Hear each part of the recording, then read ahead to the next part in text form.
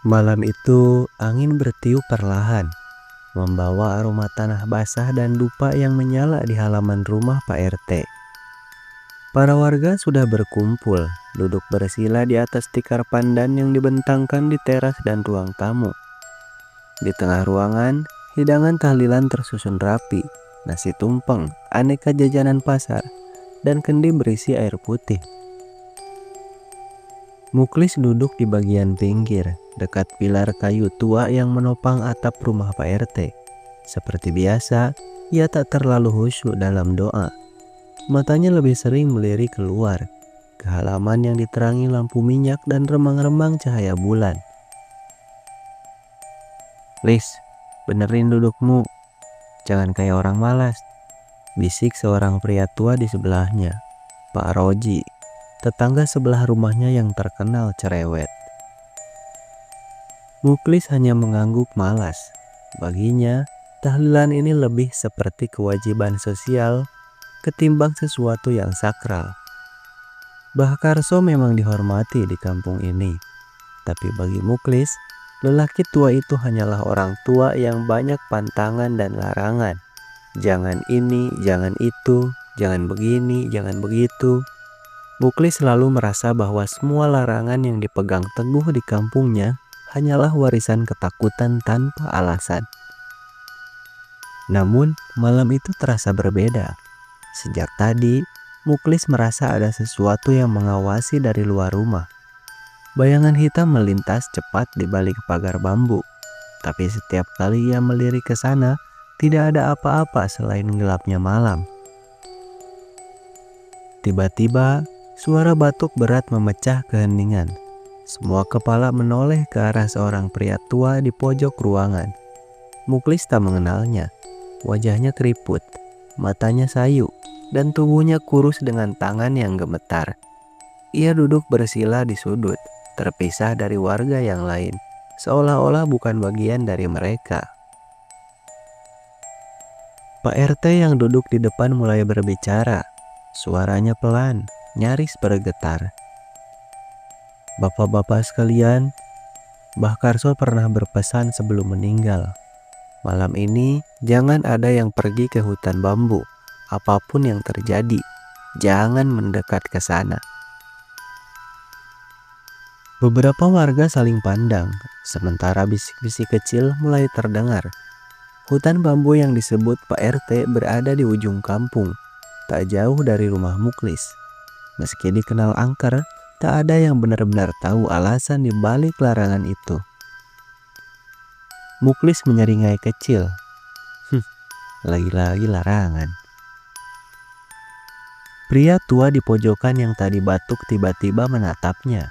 Tatapan itu dingin dan kosong, seolah-olah ia bisa membaca isi pikiran Muklis.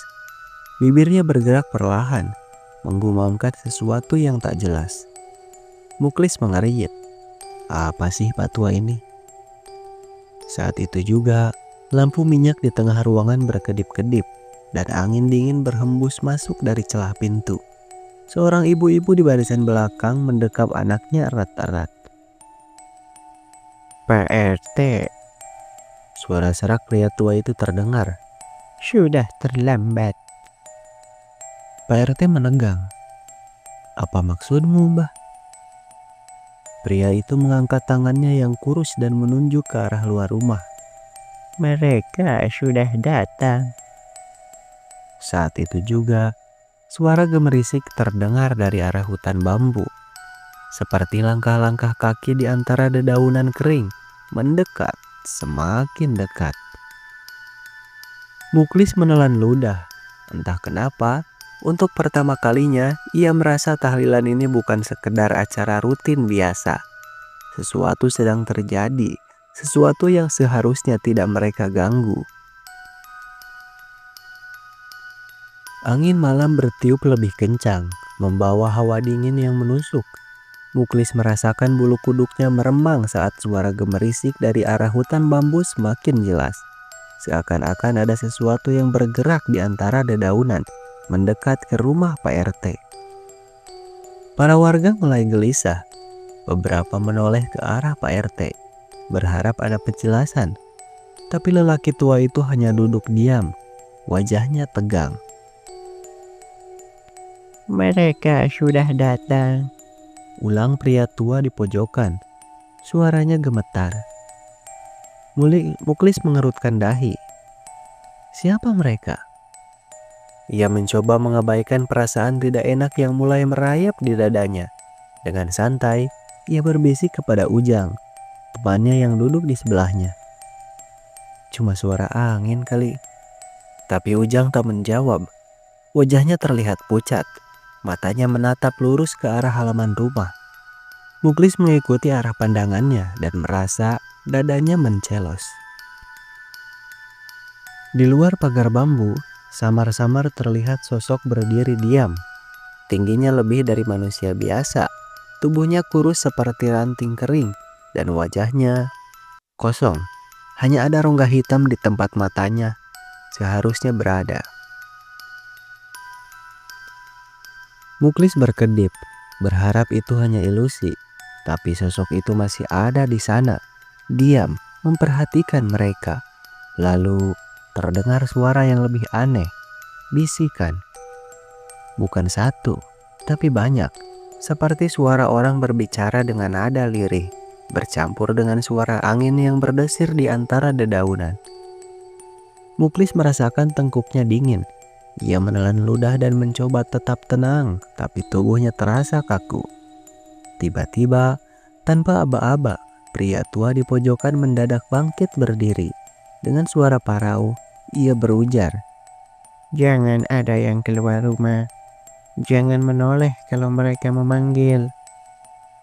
Suasana di dalam rumah semakin tegang. Seorang ibu-ibu mulai menangis pelan, sementara beberapa lelaki dewasa tampak menggenggam tasbih mereka lebih erat. Muklis merasa semua ini terlalu berlebihan. Ia pasti hanya permainan psikologis. Maka, dengan nekat, ia bangkit berdiri dan melangkah ke pintu. Biar gue yang lihat siapa sebenarnya yang iseng. Muklis, jangan, bisik Pak Roji. Tapi sudah terlambat. Muklis sudah berdiri di ambang pintu, menatap keluar. Sosok tadi sudah menghilang. Tapi gemerisik di hutan bambu masih terdengar. Kini lebih dekat, seakan ada sesuatu yang berjalan menuju rumah. Udara semakin dingin. Nafas Muklis berembun. Lalu, di tengah keheningan, terdengar suara pelan yang membuat nyalinya luruh. Suara itu terdengar seperti bisikan serak dari dalam kerongkongan yang kering. Muklis menoleh spontan. Tak ada siapa-siapa di sana. Tapi saat ia hendak menutup pintu, ia melihat sesuatu di bawah tangga rumah Pak RT. Sebuah tangan kurus pucat mencengkram papan kayu. Jemarinya panjang dengan kuku hitam yang mencuat. Tangan itu bergerak. Muklis tersentak dan mundur ke dalam rumah. Pak RT, suaranya hampir tak keluar. Ada sesuatu di bawah tangga. Pak RT berdiri dengan wajah tegang. Ia mengangkat tangannya, memberi isyarat agar semua orang tetap diam. Di luar, suara langkah-langkah itu semakin jelas, seperti banyak orang yang berjalan di atas dedaunan kering. Lalu, tiba-tiba, semua lampu minyak di dalam rumah padam bersamaan. Rumah Pak RT tenggelam dalam gelap, dan di antara kegelapan itu, suara bisikan semakin jelas. Mereka sudah di sini. Gelap. Di dalam rumah Pak RT, suasana mendadak hening. Tidak ada yang berani bergerak atau bersuara. Satu-satunya yang terdengar hanyalah napas tertahan para warga dan bisikan lirih yang masih mengaung di luar sana. Muklis berdiri kaku di dekat pintu. Tubuhnya masih terasa dingin setelah melihat tangan mengerikan itu. Ia mencoba menahan nafas pelan, menenangkan diri, tapi dadanya terasa sesak. Di tengah keheningan, terdengar suara krek, suara papan lantai yang diinjak dari dalam rumah. Beberapa warga langsung merapatkan diri, Sementara beberapa orang tua mulai melafalkan doa dengan suara gemetar. Muklis mencoba menajamkan pendengarannya. Suara itu tidak berasal dari warga. Muklis menelan ludah. Perlahan, ia menoleh ke sudut ruangan, ke arah pria tua yang sejak tadi memperingatkan mereka. Tapi tempatnya kosong. "Mbah tadi kemana?" bisik Ujang dengan suara parau. Muklis menggeleng. "Dia tadi di situ." Pak RT tampak semakin pucat. Tangannya gemetar saat ia meraih senter minyak di dekatnya dan menyalakannya. Cahaya kecil dari api menyinari ruangan yang sempit. Dan saat itu, semua orang melihatnya. Di pojok ruangan, tempat pria tua itu sebelumnya duduk, kini ada sesosok tubuh kurus dengan kepala miring tak wajar. Ia berdiri diam, membelakangi mereka. Tubuhnya lebih tinggi dari manusia biasa, dan rambutnya panjang, jatuh menutupi wajahnya. Muklis tercekat. Itu bukan Mbah yang tadi. Pak Roji yang berdiri tak jauh dari sana langsung menarik nafas dalam dan merapat ke warga lain. Ujang memegang lengan Muklis dengan erat. Tangannya dingin seperti es. "Muk, siapa itu?" bisiknya pelan. Muklis tidak bisa menjawab. Ia hanya bisa menatap sosok itu yang berdiri diam tanpa suara di sudut ruangan. Lalu, perlahan, sosok itu mulai bergerak. Kepalanya berputar perlahan ke belakang. Namun, yang terlihat bukan wajah manusia. Muklis melihat rongga mata kosong, kulit pucat dengan urat-urat hitam mencuat, dan mulut yang menganga lebar seolah ingin menelan sesuatu. Lalu, terdengar suara krek, krek, seperti tulang yang dipatahkan paksa. Sosok itu mulai berjalan ke arah mereka. Beberapa warga langsung berteriak. Seorang ibu-ibu menangis ketakutan. Sementara Pak RT dengan cepat menarik sesuatu dari balik meja. Sebuah kendi berisi air doa. Dengan tangan gemetar, ia menyiramkan air itu ke arah sosok tersebut. "Bismillahirrahmanirrahim." Air itu mengenai sosok tersebut, dan seketika terdengar jeritan melengking yang menusuk telinga. Sosok itu mundur sejenak. Tubuhnya mengejang, lalu menghilang begitu saja dalam kegelapan. Namun, ketegangan belum mereda. Di luar, suara langkah-langkah kaki masih terdengar. Malam ini belum berakhir. Pak RT menoleh kepada Muklis dan beberapa pemuda lainnya. "Kalian harus pergi ke musola, cepat." Muklis terkejut. "Kenapa harus kami?" Pak RT menatapnya serius. "Karena kalian yang sudah dipanggil, kalian yang harus mengembalikan mereka." Muklis merinding. Kata-kata Pak RT seperti memberi petunjuk bahwa ada sesuatu yang harus mereka lakukan. Sesuatu yang mungkin berkaitan dengan larangan yang selama ini mereka abaikan. Dan itu berarti mereka harus pergi ke hutan bambu. Muklis tidak langsung bergerak. Kata-kata Pak RT masih tergantung di kepalanya. Kalian yang harus mengembalikan mereka. Ia menoleh ke arah Ujang dan beberapa pemuda lainnya yang juga terlihat bingung. Pergi ke musola di saat seperti ini mungkin terdengar lebih aman. Tapi kalau tujuan sebenarnya adalah hutan bambu, Muklis menelan ludah. Kenapa harus mereka? "Pak RT, maksudnya gimana?" Suara Ujang terdengar serak. Pak RT menghela napas berat, lalu mendekat. Dengan suara pelan ia berkata, "Kalian sudah dipanggil. Kalau tidak mengembalikan mereka ke tempat asalnya, mereka akan terus mencari." Muklis merasakan jantungnya berdegup kencang. "Mereka? Maksudnya siapa?" Pak RT tidak langsung menjawab. Matanya menatap tajam ke arah Muklis, lalu ke arah Ujang dan dua orang pemuda lain, Tony dan Joko. "Kalian yang tadi siang bermain di dekat hutan bambu kan?" Muklis tercekat.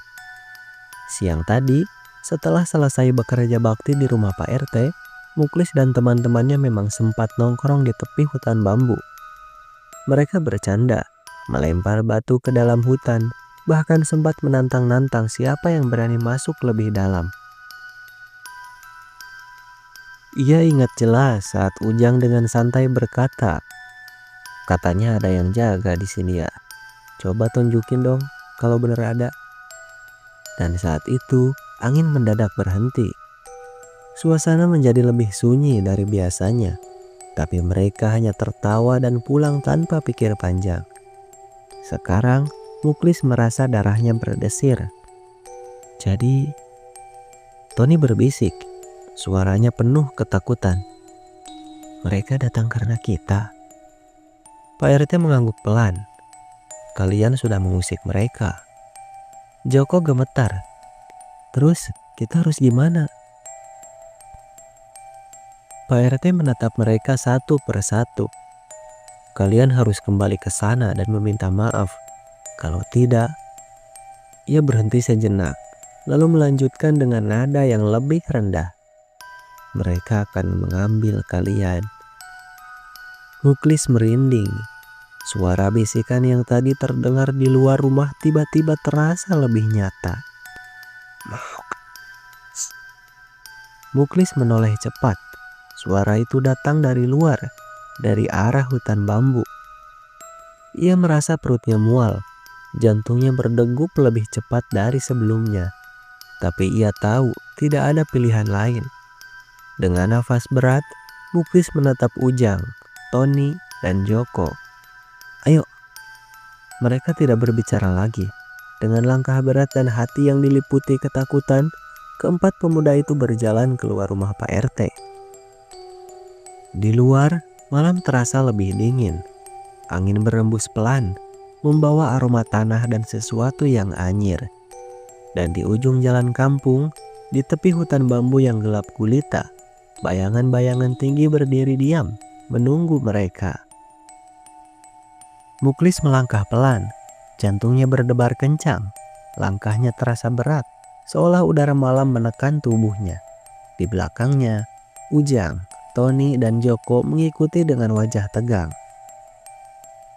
Hutan bambu berdiri seperti dinding hitam di depan mereka. Dari kejauhan, suara gemerisik terdengar, seakan ada sesuatu yang bergerak di antara batang-batang bambu, tapi tidak ada angin. Pak RT berdiri di teras rumah, menatap mereka dengan wajah penuh kekhawatiran. "Jangan bicara sembarangan di dalam sana," pesannya. "Apapun yang kalian lihat atau dengar, jangan menoleh kalau ada yang memanggil." Muklis menelan ludah. "Terus kita harus gimana, Pak?" Pak RT menghela napas. "Cari tempat kalian tadi bermain, berdiri di sana dan minta maaf. Jangan macam-macam." Muklis mengangguk meskipun tangannya gemetar. Lalu, tanpa berkata apa-apa lagi, mereka berempat berjalan ke dalam hutan bambu. Begitu melewati batas pepohonan, udara terasa lebih berat. Bau tanah basah bercampur dengan sesuatu yang anyir menyengat di hidung Muklis. Mereka berjalan perlahan, hanya diterangi senter dari ponsel Ujang. Cahaya kecil itu terasa tidak cukup untuk mengusir kegelapan yang melingkupi mereka. Di antara batang-batang bambu, terdengar suara langkah lain yang mengikuti mereka. Muklis berhenti. "Dengar nggak?" bisiknya. Joko mengangguk cepat. "Iya, kayak ada yang jalan di belakang kita." Mereka menoleh. Tidak ada siapa-siapa. Hanya kegelapan dan batang-batang bambu yang berdiri rapat seperti pagar. Ujang menelan ludah. "Cepatlah, kita udah hampir sampai." Mereka melangkah lagi. Kali ini lebih cepat. Sampai akhirnya mereka tiba di tempat tadi siang mereka bermain. Sebuah tanah lapang kecil di tengah hutan bambu, dengan beberapa batu besar di pinggirnya. Muklis menatap sekeliling. Tempat ini terasa lebih suram daripada siang tadi. Udara lebih dingin dan suasana lebih sunyi.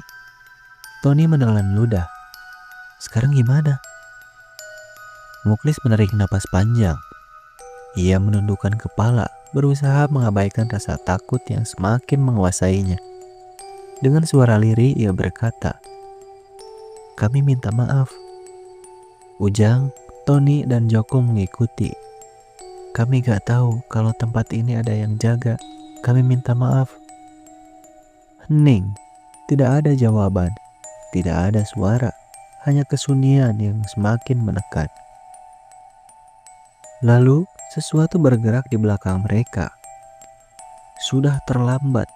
Suara itu dalam parau. Terdengar seperti berasal dari tenggorokan kering yang sudah lama tidak berbicara. Muklis membeku. Ia bisa merasakan sesuatu berdiri di belakangnya. Nafasnya terasa berat. Tubuhnya terasa kaku. Ujang mulai menangis pelan. Joko menggenggam bahu Muklis. Tubuhnya gemetar hebat. Muklis tahu mereka tidak boleh menoleh. Tapi suara itu semakin dekat. Kalian tidak bisa pulang. Lalu terdengar suara langkah berat. Diikuti bunyi krak krak seperti tulang yang dipatahkan paksa. Dan saat itu Tony berteriak. Ia menoleh. Muklis ingin mencegahnya, tapi sudah terlambat. Tony langsung terdiam. Tubuhnya membeku, matanya membelalak ketakutan. Bibirnya bergerak-gerak, tapi tidak ada suara yang keluar. Lalu, dalam sekejap, tubuhnya terseret ke dalam kegelapan. Hanya tersisa suara jeritannya yang menggema di antara batang-batang bambu. Muklis terkejut. Tony! Tapi tidak ada jawaban, hanya kesunyian. Ujang dan Joko mulai panik. Kita harus pergi, sekarang. Muklis ingin lari, tapi kakinya terasa berat. Di antara batang-batang bambu, ia bisa melihat bayangan-bayangan hitam bermata kosong, berdiri diam, mengawasi mereka. Mereka tidak bisa kemana-mana. Mereka sudah masuk terlalu dalam. Dan kini mereka harus mencari jalan keluar sebelum semuanya terlambat. Muklis berdiri terpaku, keringat dingin mengalir di pelipisnya. Tony menghilang, ditelan kegelapan begitu saja. Ujang menggigit bibirnya, tubuhnya bergetar hebat. Muk, kita harus keluar dari sini. Gua gak mau mati di tempat ini.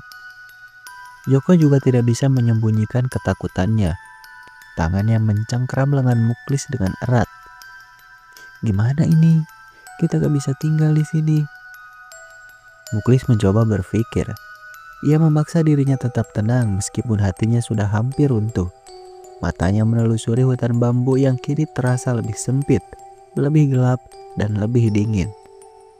Bayangan-bayangan hitam masih berdiri di antara batang-batang bambu, menatap mereka tanpa ekspresi. Ia menelan ludah. Kita harus cari jalan keluar. Jangan panik. Tapi saat mereka berbalik untuk pergi, jalan yang tadi mereka lewati tidak ada lagi. Muklis merasakan tubuhnya mencelos. Jalan setapak yang seharusnya mengarah ke desa kini berubah menjadi deretan bambu yang berdiri rapat, seolah hutan ini menutup dirinya sendiri. Ujang mulai terisak. Muk, kita beneran gak bisa keluar. Muklis menoleh ke kanan dan kiri. Tidak ada celah, tidak ada jalan. Mereka terjebak. Tiba-tiba, angin dingin berembus dan terdengar suara langkah-langkah mendekat dari dalam hutan. Suara banyak orang. Muklis menegang. Mereka tidak sendirian. Dari kegelapan, bayangan-bayangan itu mulai bergerak. Bukan hanya berdiri, tapi melangkah ke arah mereka. Muklis bisa melihat jelas mereka bukan manusia. Tubuh mereka kurus kering. Kulitnya pucat membiru seperti mayat yang sudah lama terkubur. Mata mereka kosong, hanya lubang hitam dalam yang menganga. Dan cara mereka berjalan seperti orang yang tubuhnya sudah patah, dengan sendi-sendi yang bergerak tidak wajar. Mereka mendekat, bisik Joko dengan suara tercekat. Muklis merasakan darahnya berdesir. Mereka harus lari. Tanpa pikir panjang, Muklis menarik tangan Ujang dan Joko. Ikuti gue, kita cari jalan lain. Mereka berlari, menerobos hutan bambu tanpa arah yang jelas. Napas mereka memburu, Dedaunan dan ranting-ranting kering pecah di bawah kaki mereka. Tapi suara langkah-langkah itu masih terdengar. Mereka mengejar. Muklis menoleh ke belakang dan menyesal. Bayangan-bayangan itu bergerak lebih cepat dari yang mereka bayangkan. Beberapa sosok sudah hampir mendekati Ujang yang berlari di belakang. Salah satu dari mereka mengulurkan tangan panjangnya yang kurus. Jari-jarinya hitam seperti arang. Kuku-kuku tajamnya menjulur keluar. "Muklis, tolong!" Ujang tersandung. Ia jatuh ke tanah dengan keras.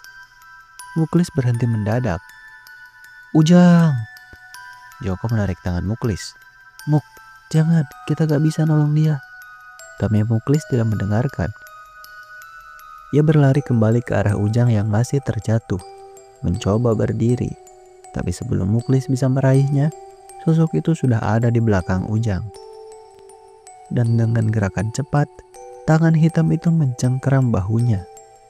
Ujang menjerit. Muklis berusaha menariknya, tapi sentuhan itu terasa dingin, lebih dingin dari es.